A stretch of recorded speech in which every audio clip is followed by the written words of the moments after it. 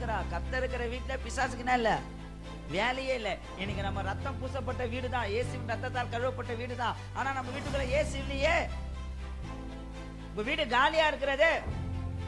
ஏன்னா ஜெபம் இல்லாத வீடு, வேத வாசிப்பு இல்லாத வீடு, ஆலயத்துக்கு வராத வீடு. ஒரு வீடு காலியா இருந்துச்சுன்னா என்ன பண்ணும்? ஒண்ணு போச்சுன்னா 7 கொண்டு வந்துரும். இன்னைக்கு நிறைய பேருக்கு பிசாசு பிடிக்க காரணம் என்னன்னா, ஆண்டவர் அங்க இல்ல.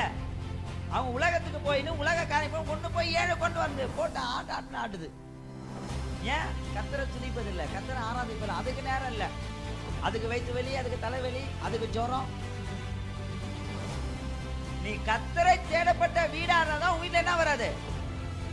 சங்கார தூத வியாதி வராது, தரித்திரம் வராது. இந்த வீடு ரத்தம் பூசப்பட்ட வீடு. இந்த வீட்டுல என்ன சத்தம் கேட்குது? ஆமாம், ஒரு உயிர் உள்ளவங்க ரத்தம் எதை குறிக்கிறது? உயிரை குறிக்கிறது.